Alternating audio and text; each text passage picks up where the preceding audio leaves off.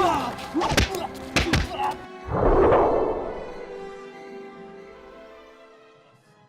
never really actually wanted to be a stuntman. It kind of happened by accident. So I always consider myself a filmmaker who can do stunts. So I get called upon, and I work with a stunt team, and I work with a few different stunt teams. And 3, 2, 1, action! Cut! Lower him gently to the crash mat. Okay, so something that every stuntie has is a stunt kit. When you turn up on set, you have to bring your own stunt gear with you, unless it's a specific stunt in which you may be supplied equipment, but most of the time you have to bring your own gear. Most of us have things like really big, solid knee protectors, because we take really big falls and take hits. You know, these are good for things like getting hit by cars and that. I got into stunts kind of accidentally. I have a martial art background. I've been fighting since I was about 5 or 6. I've been training for and fighting. And so I had a photographic background and then went into film work and all that. And yeah, at 14, I was in a film business making weddings and all those sort of things. So then I started making action films, and I would get people to play characters in my films. And then I would want them to do things, and then they couldn't do them. So I go, oh, I'll just jump in and do it for you.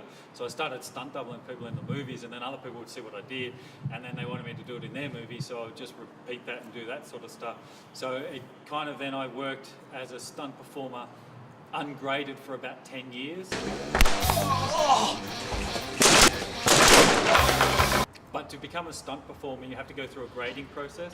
You have to do heights, cars, motorbikes. Something else that's really, really important for all stunties is a vest. The other thing that all stunties are is we're all traffic controllers as well. We're all qualified to stop traffic and write up traffic plans and things like that. Because quite often we're looking after the safety of other people on set. So if you're not actually doing stunt work, you're what we call stunt utilities, where you're doing safety for other people and making sure that the crew and the cast and all the other people on set are safe, and that the general public doesn't get in the way of, say, a car screaming through and getting flipped or hit by a truck. In fact, in Sydney, I remember once we were on one and a car screamed through the roadblock we had, and a truck came through and hit the car and spun it. But that was in the movie, but this other car only just fell short of getting caught up in it all. So, you know, if we tell you to stop, there's a really good reason. Animals, so it's riding horses or bulls or camels. Water, so I had to do my bronze medallion. Some people don't open water, some people do in a closed pool area.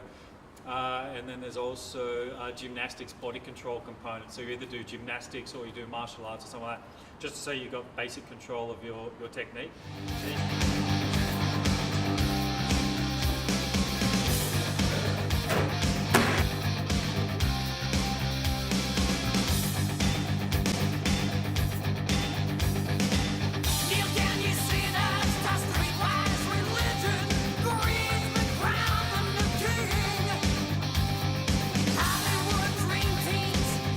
I've done a lot of TV commercial work. I've recently done one here in Canberra. You'll see me get hit in the face with a telephone. I have done corporate work where you go do a corporate video. I did one for real estate people where they did a virtual reality thing. I had to flip over a couch and land on my back. As far as movies and that go, it ranges from lower independent films to the larger films. I'm sort of at an age where I don't really like to do the big stunts anymore. I mean, I don't like to get hit by cars anymore or pushed out of buildings. I mean, getting set on fire or taking falls on concrete, that's not too big for me, that's fine. But the real big ones where things can go horribly wrong, I'm not really that keen on it.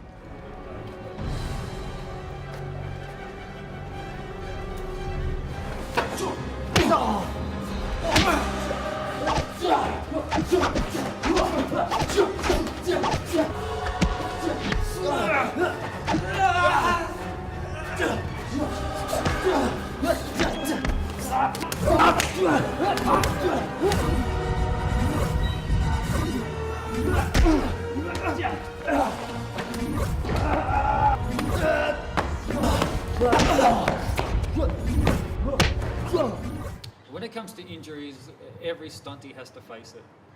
I know people have been set on fire and had all their skin burnt off, people who've died, and all sorts of various things have happened to them. I've broken quite a few things. I've had my lower back broken in 2 places. I'm the only person I know whose head's fallen off. I've actually separated my head from the top of my spine, and it was floating for 2 weeks. I didn't know. And every time I turned my head, my body would start to shut down. That really slowed me down, believe it or not. That really did. I still did fighting. 4 days after my head fell off, I was still fighting people. That was scary. I got hit in my head, and just everything started shutting down on me. So I was very close to ending up the rest of my life in a bed and just a head. So you sort of reconsider what you're willing to do and what you're not willing to do. Like before that, I was crazy, man. I didn't care. I'd never wear padding. I would just throw myself. I'd spin off in the air 3 or 4 times, hit the concrete, didn't care. It didn't bother me. But after you start breaking a few things, you start to consider your own mortality. You start to consider that, if you're going to get older, because I always thought I'd be dead by the time I was 30. So I figured that if I was going to get older, I may as well get older a bit more gracefully. So I have sort of changed some of the things that I do, and I won't take on the crazy stunts anymore. And the stunt guys I work with and the stunt teams I work with, they know that about me. They know that there's things that I just won't do anymore. I kind of refer to it a little bit like this. If you have a bad day at work, you get to go home and have a cup of coffee and it's okay. If I have a bad day at work, I might not ever get to go anywhere ever again, or I might end up in a hospital for the rest of my life. So that's the real difference. Okay, so I'm about to take a fall on the concrete. Stuntmen wear pads, other people don't. This is just a bit of foam that I use. So excuse the nudity. I'll just put that down so it's over my coccyx. So if I land on that, it's okay. Mint, can I get you to give me a hand for a second? The spinal protector goes back on that, and then goes back so the belt can hold it in place. So as you can see, putting on pads takes about 2 minutes. Recovering in hospital takes 6 months, a year, depending on how bad it is. It's not about being tough. Every stuntie's tough. That's never put in question. It's about being able to do the job every day and turning up to work, not being too injured. And I'm lucky because I'm a guy. I get to wear big jackets and stuff so I can hide pads. Girls have to do all this in singlet tops and shorts. They are way tougher than blokes.